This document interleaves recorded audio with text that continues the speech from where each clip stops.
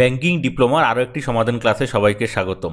বিগত ক্লাসগুলোতে আমরা credit operations and management, trade finance and foreign exchange, treasury management in financial institutions এবং risk management in financial ইনস্টিটিউশনসে আগত বিভিন্ন ম্যাথমেটিক্যাল প্রবলেমের সমাধান করেছিলাম। যারা বিগত সমাধান ক্লাসগুলো মিস করেছেন, ডেসক্রিপশনে লিঙ্ক দেওয়া আছে, প্লিজ দেখে নেবেন। আজকে আমরা 96তম ব্যাংকিং ডিপ্লোমাতে আসা রিস্ক ম্যানেজমেন্ট ইন ফাইন্যান্সিয়াল ইনস্টিটিউশনসের আরও একটি প্রবলেম নিয়ে আলোচনা করব। আসুন দেখি আমাদের আজকের প্রবলেমে কি বলা আছে। দেখেন 7 সি নাম্বারে যে কোশ্চেনটি এসেছিল, এটি দেখে আপনাদের আপাতত একটি ম্যাথমেটিক্যাল প্রবলেম মনে হতে পারে, কিন্তু এটি আসলে কোনো ম্যাথমেটিক্যাল প্রবলেম নয়। এটি ট্রেড বেসড মানি লন্ডারিংয়ের একটি case study.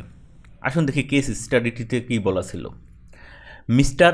X, an importer, opens an LC amounting $8,90,810.50 for import of edible oil.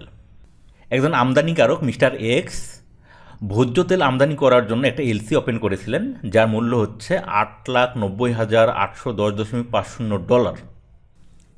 এরপরে কি বলা আছে দেখেন, bank made payment of the full $8,90,810.50 based on shipping documents. Importer যে শিপিং ডকুমেন্টস সাবমিট করেছে, যার উপর বেস করে ব্যাংক এলসি ওপেন করেছে, ব্যাংক কী করেছে, ওই শিপিং ডকুমেন্টসের উপর বেস করে ফুল পেমেন্টটা করে দিয়েছে। এরপরে কি আছে দেখেন, and endorse the same in favour of the importer for the purpose of releasing the goods.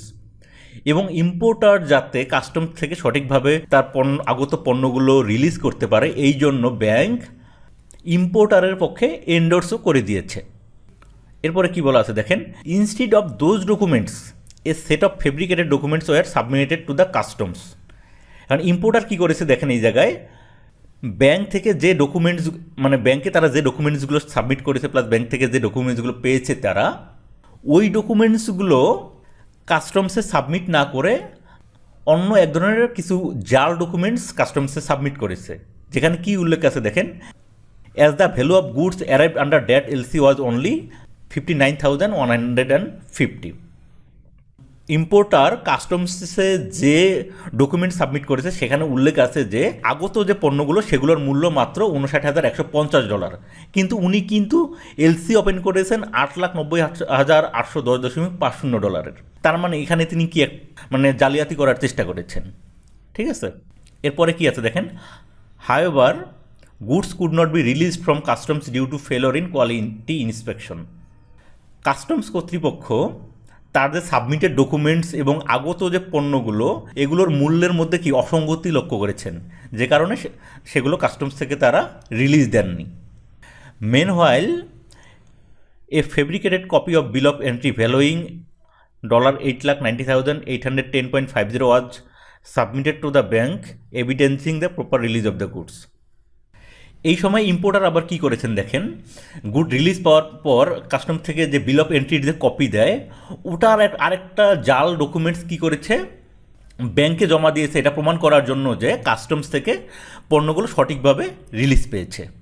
সেখানেও তারা উল্লেখ করেছে যে আগত পণ্যগুলোর মূল্য হচ্ছে $8,90,810.50।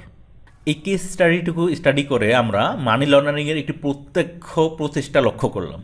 ঠিক আছে, এখানে দেখি আমাদের এখান থেকে কী চেয়েছিল। From the above incident what type of trade based money laundering alert do you suspect, explain.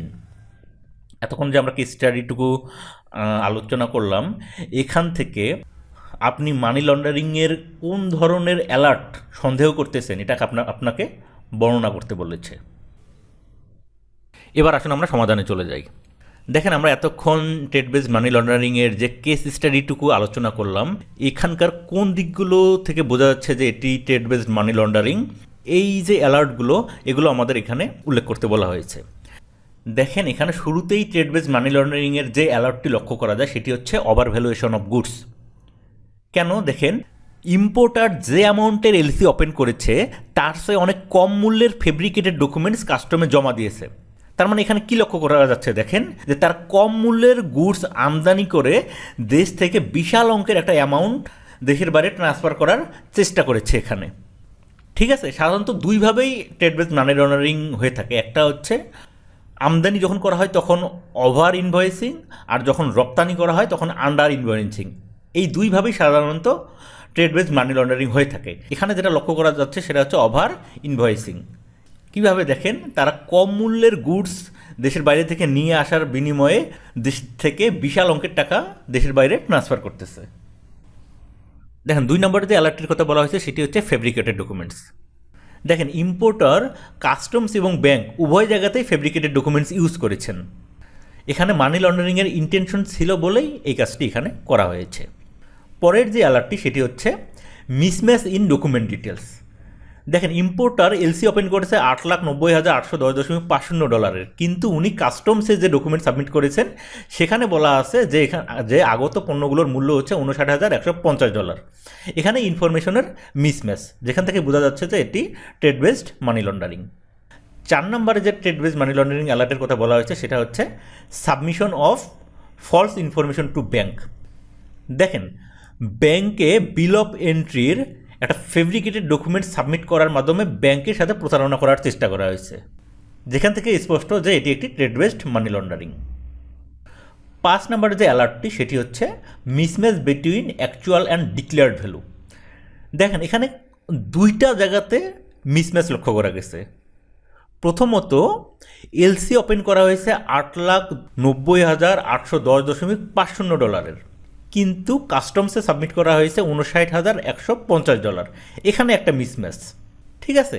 R 2 number mismatch হচ্ছে ইম্পোর্টার এক্স কাস্টমসে যে ডকুমেন্টসগুলো সাবমিট করেছিলেন সেখানে তিনি উল্লেখ করেছেন যে আমদানিকৃত পণ্যগুলোর মূল্য $59,150, কিন্তু কাস্টমস কর্তৃপক্ষ যখন কোয়ালিটি ইন্সপেকশনে গেলেন তখন তাদের কাছে মনে হয়নি যে পণ্যগুলো আমদানি করা হয়েছে তার মূল্য $59,150।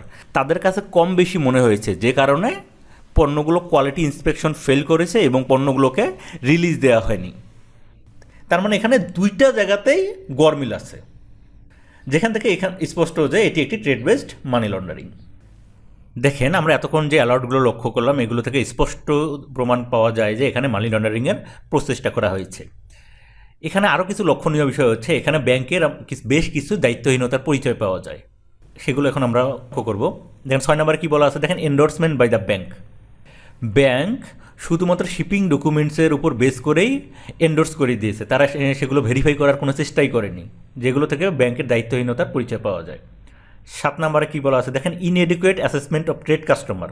মিস্টার এক্স যে ইম্পোর্টার আছে তার সম্পর্কে সঠিকভাবে ইনকোয়ারি করা হয়নি, যেটা এখানে করা উচিত ছিল। 8 নম্বরে যেটা বলা হয়েছে, দেখেন শিপিং ডকুমেন্টস নট ভেরিফাইড। যখন এলসিটা ওপেন করা হয়েছে তার পূর্বেই তার শিপিং যে ডকুমেন্টসগুলো সেগুলো ভেরিফাই করে নেওয়া উচিত ছিল, তাহলে এখানে এই যে ট্রেড বেসড মানি লন্ডারিং সেটা ঘটার কোনো সম্ভাবনাই থাকতো না। 9 নম্বরে যেটা উল্লেখ করা হয়েছে, bill of entry not verified by the bank.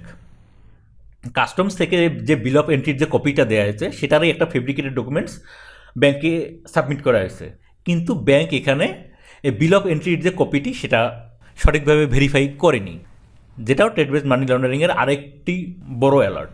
10 নম্বরে যেটি বলা হয়েছে, দেখেন though large amount adequate cautionary measures were not taken. দেখেন $8,90,810.50 একটা এলসি ওপেন করা হয়েছে, এখানে আরও অতিরিক্ত সাবধানতা অবলম্বন করা উচিত ছিল, যেটা ব্যাংক গ্রহণ করেনি।